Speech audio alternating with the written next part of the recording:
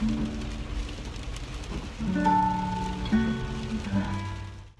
1,000 feet, stay to the right.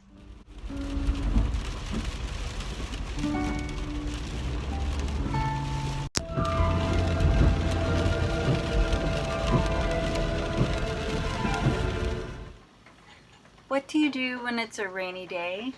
Well, in my case, I either bake something or I paint.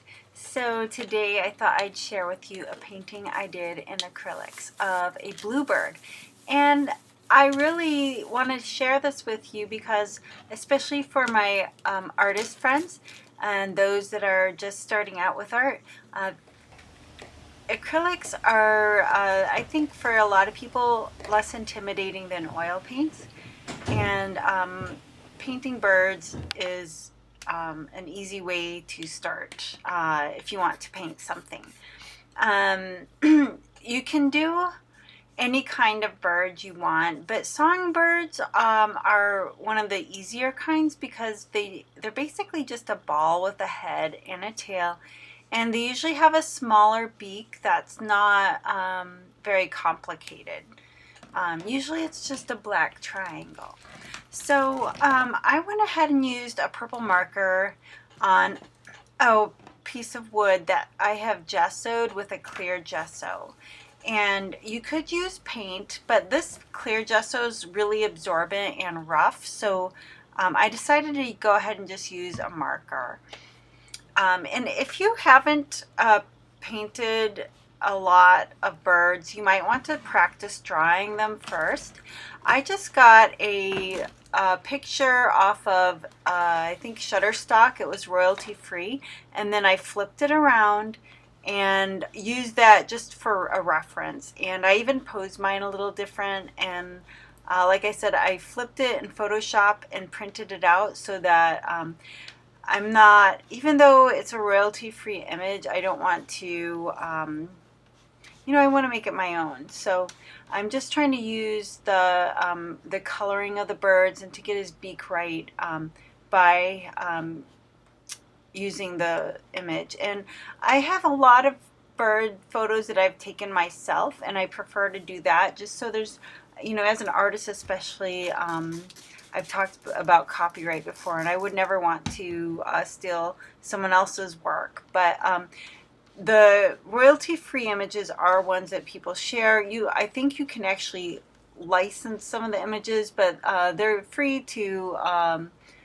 There are a lot of free images you can download, so you can check into that online. So anyway. What I'm doing now is mixing the paints, and I usually work, like I said, in oil paints, but I've had a lot of requests for some acrylic paintings.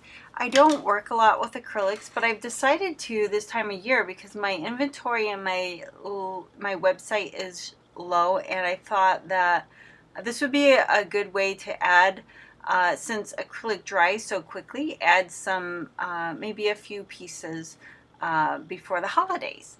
So yeah, that was my thought here. And I'm actually having quite fun with the acrylics. And even though I do prefer the organic qualities of the oil paints and some of the other properties of them, like the way the light shines through the paints and the pigments react, I am enjoying going back to acrylics right now. It's just for sure, it's an easy cleanup with just water. And honestly, the quick dry time can be a benefit besides just the fact that the painting will dry quickly. It's just, I don't know, everything just seems to go a lot quicker. I work faster because I know the paint's dry, and I do have a spray bottle so I can spray them down if it seems like the surfaces of them are starting to harden. So that's something. Besides having my jars of water, I have a spray bottle to keep, you can see the droplets on my palette. Now I prefer metal palette knives to mix my paint, but I'm using a plastic one, and I'm not, I guess all my others, didn't want to mix my oil painting palette knives with any others, so I just grabbed a plastic one I found, and it's driving me nuts. It's not releasing the paint. It's acting like a shovel, and I'm wasting a lot of paint. One thing that's really important the way I paint is to mix the paints really, really well. I have cut out at least half of this video where I was just mixing paints, and to get Hans Hofmann is someone that was one of the earlier influences for me, and he always talked about the push and pull of a painting, and trying to create that three-dimensional effect. And to do that, you need to have your paint thoroughly mixed to make each plane stand out as a facet, like a facet in a diamond. And so if you have a lot of streaks in your paint that are not mixed in, and it's making that stripy effect, then like a peppermint stick, then that's going to diminish that push and pull three-dimensional effect. So you could leave the painting honestly like this if you're a beginner. And if you're a beginner, you also don't even have to add any leaves or flourishes, flowers, any embellishments. You could just do a bird on a branch and call it good. But I'm going to decided to go ahead and add some leaves, and just to fill in the other side of the painting. And for the background color, I chose to just lighten the green that I already had on my palette. And instead of mixing a new color for the background, I would suggest either using the reds that you have on your palette and lightening them, or the blues and lightening them, or the greens and lightening them. So I just chose to do the green. And I don't do the entire background in one color. I add a little bit to adjust and vary it. So I'm adding a little bit more yellow now and just mixing that in again, like I said, really well. Because you just want to add,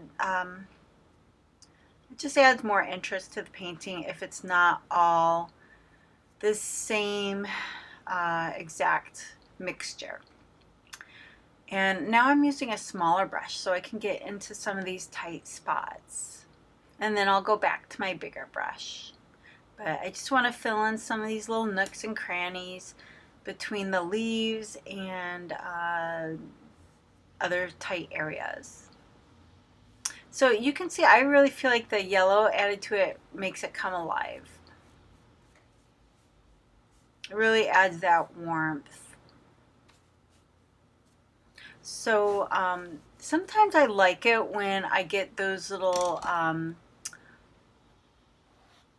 blendings like that where the streaks happen, but I don't necessarily like this one. It's too pronounced, so I'm going to cover it, and I'm adding more white now, I believe, to my background mixture.